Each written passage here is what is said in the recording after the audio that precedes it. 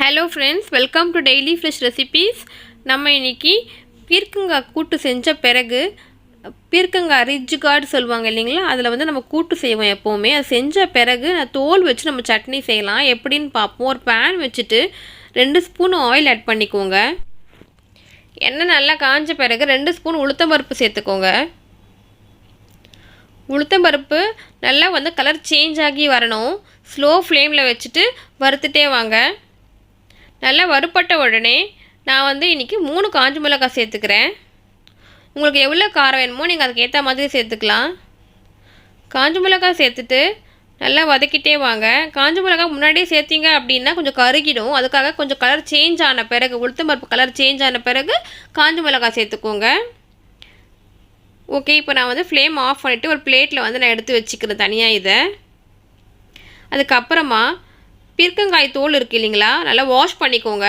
நல்லா வாஷ் பண்ணிவிட்டு பீஸாக கட் பண்ணி வச்சுக்கோங்க.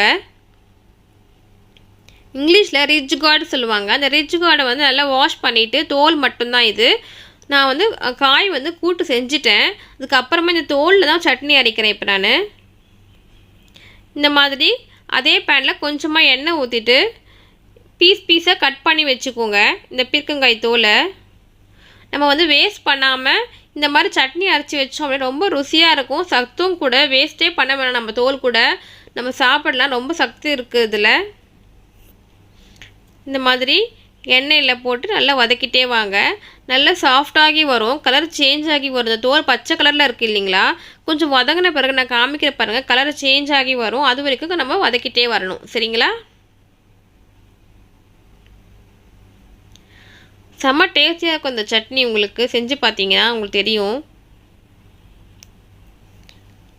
நல்லா ஸ்லோ ஃப்ளேமில் வச்சு தான் செய்யணும் எப்போவுமே. நல்லா வதக்கிட்டே வந்தீங்க அப்படின்னா உங்களுக்கு நல்ல கலர் சேஞ்ச் ஆகும். நல்ல பச்சை கலரில் காமிச்சு இல்லைங்களா, நம்ம ஹார்டாக இருக்கும்ல, இப்போ நல்லா சாஃப்ட் ஆகி வரும். கொஞ்சம் இந்த மாதிரி செவந்து வரும். அப்போது நம்ம ஃப்ளேம் ஆஃப் பண்ணிவிட்டு இது எல்லாமே வந்து நம்ம ஆற வைக்கணும். சரிங்களா? நல்லா ஆற வச்சுட்டு தான் அரைக்கணும். இப்போ நல்லா வதங்கி வந்துடுச்சு. இப்போ நம்ம இந்த பீர்க்கங்காய் தோலையும் அதுக்கப்புறமா நம்ம ஏற்கனவே வதக்கி வச்ச உளுத்தம்பருப்பும் காஞ்ச மிளகாவையும் நம்ம மிக்சியில் போட்டுக்குவோம். சரிங்களா? நெக்ஸ்ட்டு கொஞ்சமாக தேங்காய் வந்து பீஸாக கட் பண்ணிவிட்டு அதை சேர்த்துக்கோங்க. கொஞ்சமாக வந்து புளி சேர்க்கணும்.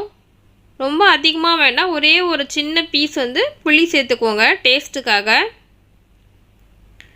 புளி சேர்த்துட்டு தேவையான அளவுக்கு உப்பு சேர்த்துக்கணும். நம்ம சட்னிக்கு எவ்வளோ தேவையோ அந்த அளவுக்கு உப்பு சேர்த்துக்கணும். சேர்த்துட்டு முதல்ல வந்து தண்ணி ஊற்றாமல் நம்ம அரைக்கணும். சரிங்களா? அதுக்கப்புறமா தண்ணி ஊற்றி அரைக்கணும். ஃபஸ்ட்டு வந்து நல்லா அரைப்பட்டு வரணும்ல தேங்காய், அதுக்காக தண்ணி ஊற்றாமல் முதல்ல அரைச்சிக்கோங்க. ஒரு சுற்றிட்டு அதுக்கப்புறமா வந்து தண்ணி ஊற்றிட்டு நல்லா வந்து துவையல் மாதிரி அரைச்சிக்கோங்க. இங்கே பாருங்கள், நான் எப்படி நைஸாக அரைச்சி எடுத்துன்னு வந்திருக்கேன். இந்த மாதிரி நல்லா அரைச்சி எடுத்துகிட்டு வந்துடணும். சரிங்களா? இதுக்கப்புறமா நம்ம இதுக்கு மேலே நம்ம தாளிக்கணும். சரிங்களா? சட்னி வந்து தாளித்து ஊற்றணும். ஒரு பேனில் எண்ணெய் ஊற்றிட்டு கடுகு சீரகம் போடுங்க. நல்லா கடுகு பொரிஞ்சு வந்த பிறகு இதை எடுத்து நம்ம சட்னியில் ஊற்றிடுவோம். கருவேப்பிலை போடுங்க, பெருங்காயம் போட்டுக்கலாம், நம்மளோட விருப்பம் தான் தாளிப்புலாம். நல்லா தாளிச்சிட்டு இதை எடுத்து நம்ம சட்னியில் ஊற்றிட்டு கலக்கிட்டு நம்ம சர்வ் பண்ணலாம். இட்லி, தோசை, சப்பாத்தி எல்லாத்துக்குமே சூப்பராக இருக்கும். செம்ம டேஸ்டியாக இருக்கும். செஞ்சு பாருங்கள். செஞ்சு பார்த்துட்டு எப்படி இருக்குது சொல்லிட்டு கமெண்ட் பாக்ஸில் கமெண்ட் பண்ணுங்கள் மை டியர் ஃப்ரெண்ட்ஸ். நிறைய பேர் என் சேனலை சப்ஸ்கிரைப் பண்ணியிருக்கீங்க. Thanks for subscribing my dear friends. If you like my channel please subscribe. Thanks for வாட்சிங்.